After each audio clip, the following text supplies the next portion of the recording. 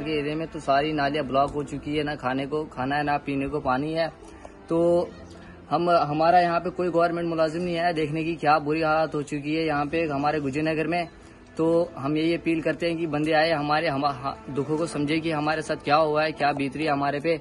तो हम यही गवर्नमेंट से अपील करना चाहते हैं, जिन जिनका नुकसान हुआ है उनका नुकसान का थोड़ा थोड़ा मदद की जाए।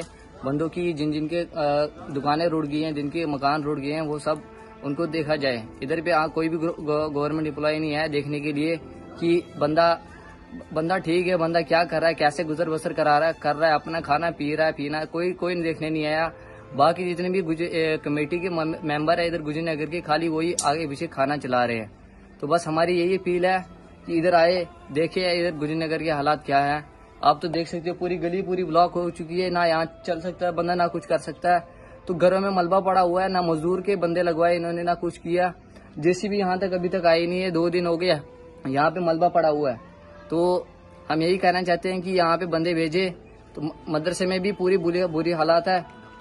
तो डॉक्टर आए हुए थे यहाँ पे, तो डॉक्टरों की टीम आई थी। तो हम शुक्र करना चाहते हैं कि यहाँ पे डॉक्टर की टीम आई, बंदों को देख रही थी, बंदों के हाल चाल पूछ रही थी, आप ठीक हो, क्या नहीं हो, बीमार हो, कुछ नहीं हो, दवाई शवाएं दी उनको।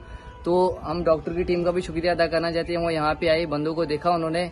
तो हमारी बस यही अपील है कि जिन जिनका नुकसान हुआ उनको उनका मुआवजा मिलना चाहिए। गवर्नमेंट से हमारी यही अपील है। मेरी सारी किताबें रुड़ गई है, जितनी भी मैंने मतलब लिखाई कराई गई थी, जितनी साल में मैंने किताबें बनाई थी, वो सारी रुड़ गई है तवी में। अच्छा, तो अब कैसे पढ़ाई करोगे? अब कैसे पढ़ाई करेंगे? अब लेंगे किसी दोस्तों से, उन्होंने काम शाम लिखा होगा, उनसे कॉपी करके लिखेंगे काम।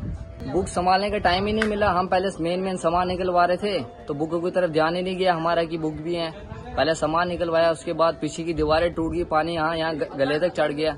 तो पानी में हम तैर रहे थे अपने घरों में, तो बहुत बुरी हालात थी। कोई किताबें शिताबें नहीं बचा पाए हम अपनी। पानी मतलब नीचे वाले फ्लोर से हम सामान निकाल रहे थे, तो पीछे की दीवार टूट गई, जो मदरसे की दीवार थी वो टूट गई। हाँ। तो जब वो पानी में गिरी तो पानी का प्रेशर एकदम जगदम बढ़ गया, तो वो हमारे गले तक आ गई। नीचे वाला फ्लोर डूब गया, ऊपर वाला फ्लोर भी पूरा डूब गया।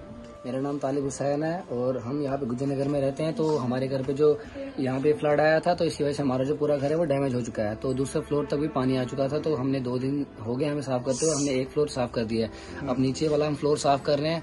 तो अभी काम लगा हुआ है, देख सकते हो आप, पीछे बड़ा काम लगा हुआ है। तो इसी वजह से पूरी गली जो है वो भी ब्लॉक हो चुकी है और हमारा घर भी डैमेज हो चुका पूरी तरह से। सामान सारा चले गया, खाने पीने का सामान कुछ नहीं बचा। ये लोगों जो कमेटी वाले हैं, इन्होंने इनकी वजह से थोड़ा खाना जो है वो हेल्प हो रही है, नहीं तो उसके बाद हमारे पास कुछ नहीं बचा है। पहनने को कपड़े नहीं है, ये दोस्तों के कपड़े पहने हुए हैं और कुछ भी नहीं बचा घर पे। और डॉक्टरों की टीम आई थी यहाँ पे, उन्होंने भी बहुत हेल्प की है। ऐसा है कि जो बीमार हैं, किनको कुछ प्रॉब्लम हुई है, उनकी भी हेल्प की है। तो